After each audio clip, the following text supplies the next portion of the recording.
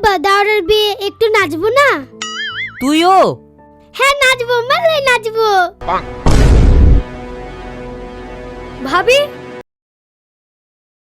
মা আমার দাওরের বিয়ে ঠিক হয়ে গেছে। কখন রে? কালকেই।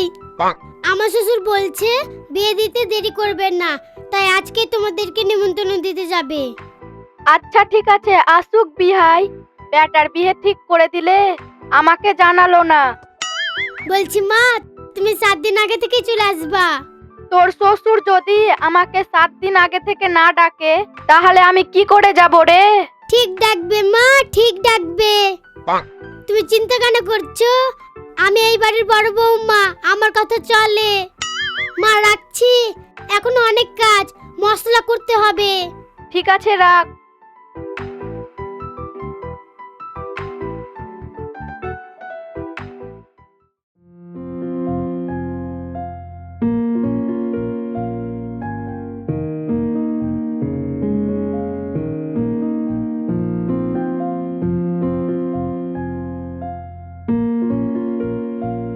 হ্যাঁ, বাঁশ তো এখানে ফেলে গেছে, কিন্তু প্যান্ডেল বালাটা কই?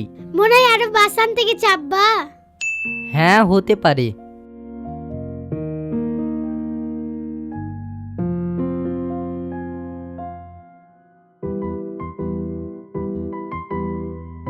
এখান থেকে এই প্যান্ডেলটা হয়ে যাবে, ওই জঙ্গলটা আর কাটতে হবে না।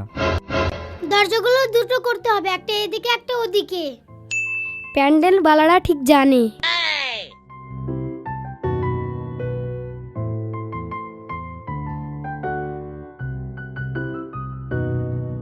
মোটামুটি 200টা লোকের একবারে হয়ে যাবে, যতটা জায়গা আছে। হ্যাঁ হয়ে যেতে পারে। আচ্ছা, তোর মা কখন আসবে রে?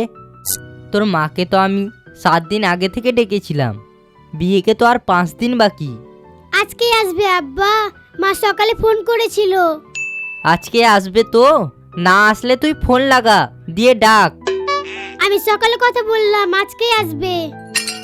ওই বাসের উপরে কেন রে? বললে হাত পায়ে লেগে যাবে।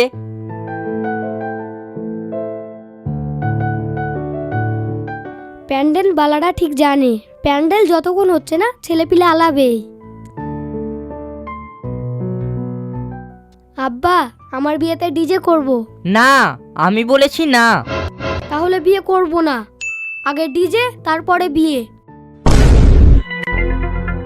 হ্যাঁ আব্বা, দাওরের বিয়ে একটু নাচবো না?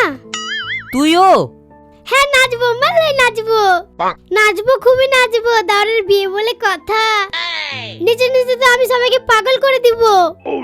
আচ্ছা ঠিক আছে, বড় বৌমা যখন বলছে একদিনের জন্য নিয়ে চলে আসবি।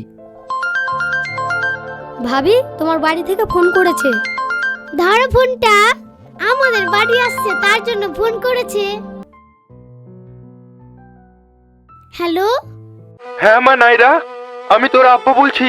আমরা না অ্যাক্সিডেন্ট হয়ে গেছি, তোর মা সঙ্গে সঙ্গে মারা গেছে গে মা, আর আমি হাসপাতালে ভর্তি আছি। তুই তাড়াতাড়ি আয়।